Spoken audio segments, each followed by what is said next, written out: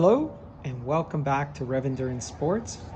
This is a post-service video on a specialized tarmac, and I did a previous video, basically used it as a teaching moment for chain maintenance and lubrication, but I will expand on that or expound on that in this video, and then I'll also show you the other service that we did. Okay, so for starters, this bike came in initially just for bar tape. So it just shows how sometimes as a bike rider, bike owner, you might have lost track of your maintenance. When was the last time something was serviced? When was the last time something was changed? So I think it's important, even for small jobs like that, to support your local bike shop, because they can help you find things that you are not aware of or you might have lost track of. So in this case, he came in for just a bar tape wrap, and now I will show you some of the other things I discovered as I was doing the job. And now he's going to be so much happier with the way this bike shifts and runs. All right, so the first thing is, this is what he initially came in for, was bar tape wrap, because he had some lizard skin that the top texture part was coming unbonded from the foam that provides the comfort. And I'm just not a fan of lizard skin. It just always separates. It just doesn't last very well. Now, if you're a light rider, if you're light on your hands and stuff like that, I've gotten lizard skin to last me quite a bit, because most of my weight is on my butt, not on my hands or wrists or triceps or shoulders. But if you're not a light rider on your hands, then you're just going to destroy the bar tape in short order. So top down, I explained to the customer that this is the way I was going to wrap it. Some folks have come on and said, oh, that bump is ugly or something. I don't know. People need to stop obsessing about silly little things and just ride their bikes. All right, so here we go. Top down and terminate here. So no finishing tape, no tape that says physique on it, no tape that says lizard skin on it. It's just clean, neat, right? Okay. So that's the first thing that we did. But as I was doing the drivetrain, so his chain was worn. And so he hadn't realized that his chain was worn. So we replaced the chain. And some of you might notice that this is a SRAM 10-speed group set, but I've got a Shimano chain. At this time frame, just about everything was compatible, because when SRAM launched their 10-speed stuff, they didn't want to be, and I think it was a smart move, they didn't want to be exclusive, like proprietary this and that. They did have their own chains, they did have their own cassettes, but at this time frame, SRAM 10 speed, all this stuff is interchangeable, your cassettes, your chains, and all that. I prefer Shimano chains and Shimano quality to items, so I typically will err on the side of the chain.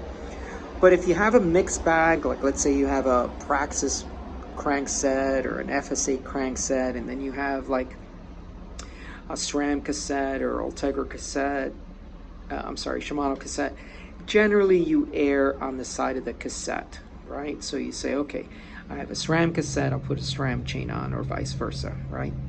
But you could ride a Shimano cassette here, a SRAM cassette, it's all good. Just find the gearing that you need.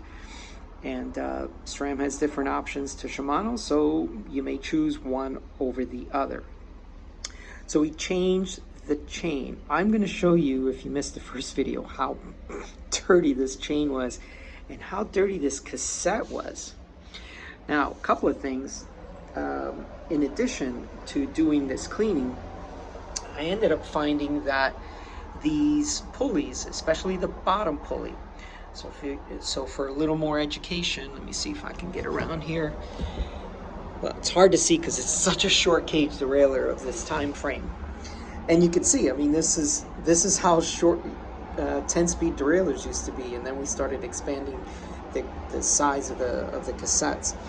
So this was the top pulley. It's kind of hard to see, but you know it's there. The top pulley is called a guide pulley, and then the bottom pulley is called a tension pulley. Now, some people call these jockey wheels. I just like calling them pulleys. So this top one guides the chain from the cassette into the derailleur cage, and then the bottom pulley maintains tension on the chain, right? So that spring tension and that pulley keeps the tension on the chain and keeps it from coming off of the cog or anything else, right? So typically the bottom pulley, the tension pulley, is going to wear out first, and then this one will wear out. And there's just not much tension on this. Sorry for using the same word, but so that was an issue. And this derailleur, when you call SRAM and ask them for compatible parts, the serial number is etched on these carbon cages, and they're so small. And so you got to take a picture and totally enlarge it. But they said, oh, that's a 2008 derailleur. Yeah, we don't make pulleys for that anymore. And of course, I mean, this is 16 years since this derailleur was made. So SRAM pulleys, as long as they're the same teeth for the Apex, Rival, and Force Group, will work. Okay, so they have the same number of teeth, 11 teeth. It's a 10-speed pulley set, so it does work. Okay, so the stock pulleys that came with this, you can see here it says ceramic. You're just not going to find those anymore. The ceramic pulleys, you're just not going to find them. And I should do a video about this, but this is why I tell people not to skip through my videos, because there's a lot of nuggets of information that I provide during. In my opinion, all this ceramic stuff is a joke. It's a waste of money. If it already comes with your derailleur, great. But buying oversized pulleys and buying all this ceramic speed stuff, it's just such a waste of money. It doesn't do anything. 1 to 2 watts, 1 to 3 watts, I mean, seriously. But in this case, you just can't get these ceramic pulleys anymore, so you get the steel ones, which I prefer steel bearings. And now you have your derailleur is going to work a whole lot better.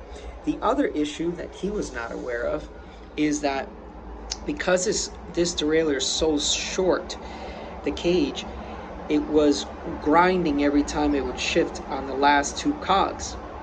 So I had to tighten his B adjustment all the way in to get some clearance between the top pulley, which, pop quiz, what's the top pulley called?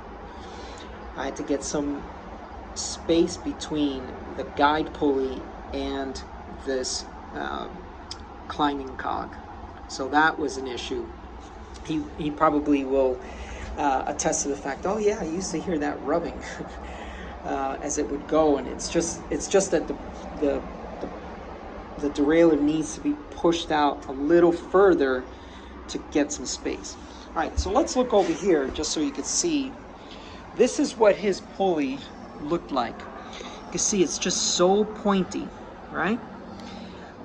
And that, I mean, at some point, those teeth will break off. But more often than not, especially with these SRAM pulleys, I see a lot of these tension pulleys that are cracked. So luckily for him, this one wasn't cracked. I put a little gray Sharpie on there just because these pulleys are directional and sometimes you can't read the arrow on them. So for me, when I put that tick mark, that's the drive side. So you have to put the pulleys in the correct direction.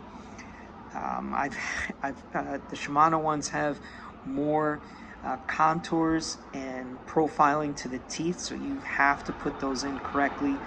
You also have to make sure that you put the top pulley in the correct slot and the bottom pulley in the correct spot. this is what the pulley should look like. You see the nice flat tops on there?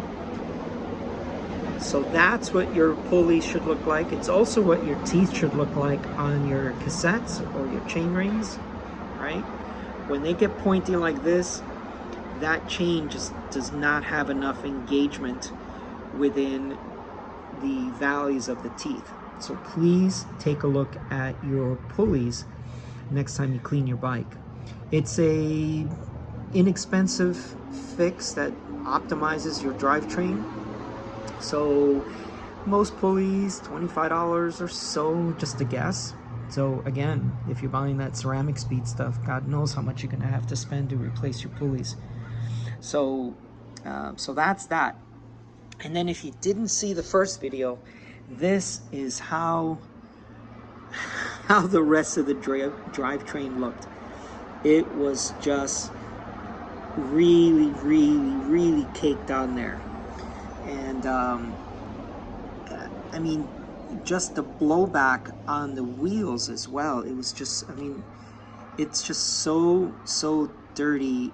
The rim track, the brake track on the carbon rims was just a mess, right? So there's the chain, and it just, yeah, that's what it's supposed to look like, sort of, and that's what the rest of the chain looked like. So now back to the teaching moment about the chain lubes. Personally, I like Squirt. It's more affordable, it's more widely available, it's a drip lube, and it just works really well.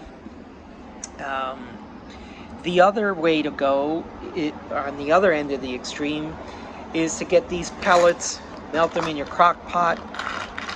I'm just not a fan of this. I just don't have the time. As I mentioned in the previous video, if I ride, 200 plus miles per week, I'm supposed to be replacing the chain every 300K. So that means every week I'm putting on another chain that I've pre-treated with wax lube in a crock pot.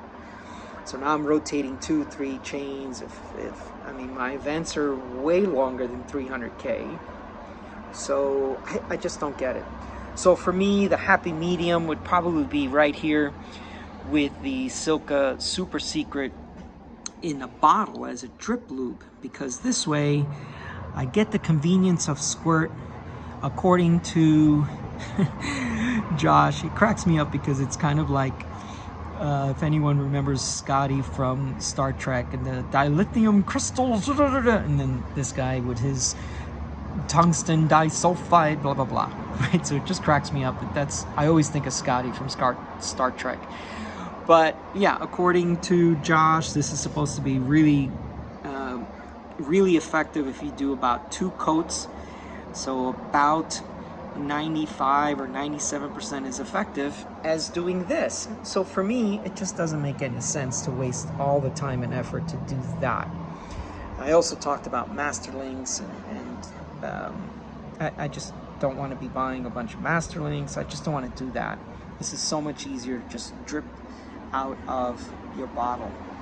Okay, well, that's all for today. So if you like this type of content, keep in mind, this is not bike shaming. We just want to be able to use the bikes that come in for service and kind of talk about the things that we can learn and do better home maintenance, or at least so you can understand why when you get to the shop, the initial bar tape wrap turns into a $300 job. Just an example, of course, but let's just say, a new chain install, drivetrain cleaning, new pulleys, derailleur adjustment. So there's, it came in for just bar tape, but this bike is now going to run very, very, very well. I think he's going to be extremely happy. And when things wear out slowly over time, you don't realize how the performance has degraded over time.